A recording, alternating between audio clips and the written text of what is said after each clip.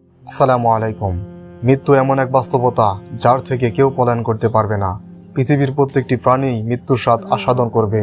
পৃথিবীর প্রত্যেকটি প্রাণীরই মৃত্যুর একটি নির্ধারিত সময় রয়েছে। এই যে স্বপ্নের পৃথিবী, এটিও একদিন থাকবে না। কিয়ামত যখন নিকটবর্তী হবে তখন আল্লাহ তাআলা তার দায়িত্বপ্রাপ্ত ফেরেশতাকে সিংহায় ফুৎকারের জন্য আদেশ দিবেন।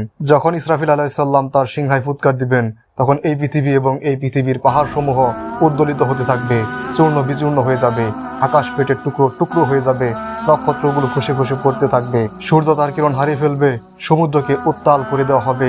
সেই ভয়াবহ দৃশ্য দেখে সকলেই ভীত থাকবে। আল্লাহ তাআলা বলেছেন, হে মানুষ, তোমরা তোমাদের প্রতিপালকের ভয় করো।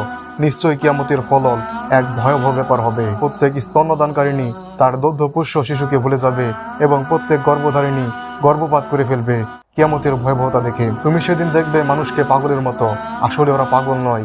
সেই দিন আল্লাহর আযাবই হবে কঠিন। সেই দিন এই পৃথিবীর সবকিছু ধ্বংস হয়ে যাবে, কেবল আল্লাহ তাআলাই টিকে রইবে।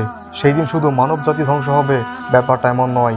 সেদিন জিন জাতি, গাছপালা, পশু পাখি, পাহাড় পর্বত, এই পৃথিবীর সবকিছুই ধ্বংস করে ফেলবে আল্লাহ তাআলা। পৃথিবীর বড় বড় দালান কোঠা সেই দিন আল্লাহ তাআলা ধ্বংস করে দিবে। পৃথিবীর বড় বড় দালান কোঠা আল্লাহ তাআলা মাটির নিচে তলিয়ে দিবে, আর বড় বড় ব্রিজগুলো ধসে পড়বে সেই দিন নদীতে। সেই দিন সমুদ্রে আগুন জ্বলতে থাকবে।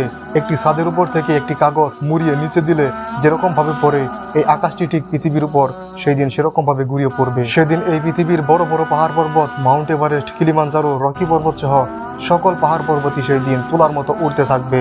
সেই দিন কিয়ামতের ভয়াবহতা দেখে একজন শিশুরও চুল পেকে যাবে। সেই দিন পৃথিবীর সবাই ধ্বংস হয়ে যাবে। তারপর হযরত আজরাইল আলাইহিস সালামকে আল্লাহ তাআলা হুকুম দিবেন ফেরেশতাদের জান কবজ করার জন্য। এক এক করে ফেরেশতাদেরও জান কবজ করা হবে। সর্বশেষ থাকবেন 4 জন প্রসিদ্ধ ফেরেশতা। এরকম ভাবে এক এক করে হযরত জিবরাইল আলাইহিস সালাম, হযরত মিকাইল আলাইহিস সালাম, হযরত ইসরাফিল আলাইহিস সালামের জান কবজ করবেন হযরত আজরাইল আলাইহিস সালাম। তখন আল্লাহ তাআলা বলবেন, আর কে বাকি আছে? তখন আজরাইল আলাইহিস সালাম তার কথার উত্তর দিবেন যে, আল্লাহ, পৃথিবীতে আর কেউ নেই, আপনি আছেন আর আমি আছি। তখন আল্লাহ তাআলা বলবেন, তুমিও ধ্বংস হও, তুমিও আমার সৃষ্টি। এ কথা শুনে হযরত আজরাইল আলাইহিস সালাম থরথর করে কাঁপতে থাকবেন। যে এতদিন সারা পৃথিবীর মানুষের জান কবজ করেছে, আজকে সে নিজেরই জান নিজেই কবজ করবে। আল্লাহর হুকুম মানতেই হবে। তারপর তিনি তার নিজের জান নিজেই কবজ করবেন। তারপর পৃথিবীতে আর কোনো মানুষই থাকবেন না। এই পৃথিবীতে আর কারোরই অস্তিত্ব থাকবে না। তারপর আল্লাহ তাআলা এই জমিনটাকে ভাঁজ করে দিবেন। তারপর আল্লাহ তাআলা একমাত্র টিকে থাকবেন। আল্লাহ তাআলা তখন বলবেন, আলাল জব্বার, আলাল জব্বার, আলাল জব্বার, আমি প্রতাপশালী, আমি প্রতাপশালী, আমি প্রতাপশালী। আল্লাহ তাআলা আরো বলবেন, আমি বাদশাহ, আমি প্রতাপশালী, আমি অহংকারী। তারপর আল্লাহ তাআলা আরো বলতে থাকবেন, হে পৃথিবীর প্রতাপশালী রাজা বাচ্চারা, আজকে তোমরা কোথায়? বলো, আজকের রাজত্ব কার? আজকের আধিপত্য কার? আজকের সার্বভৌমত্ব কার? তখন জবাব দেওয়ার মতো কেউ থাকবে না। তখন আল্লাহ তাআলা নিজেই জবাব দিবেন, আজকের সার্বভৌমত্ব, আজকের আধিপত্য, আজকের রাজত্ব কেবলমাত্র শুধুমাত্র একমাত্র আমি আল্লাহর।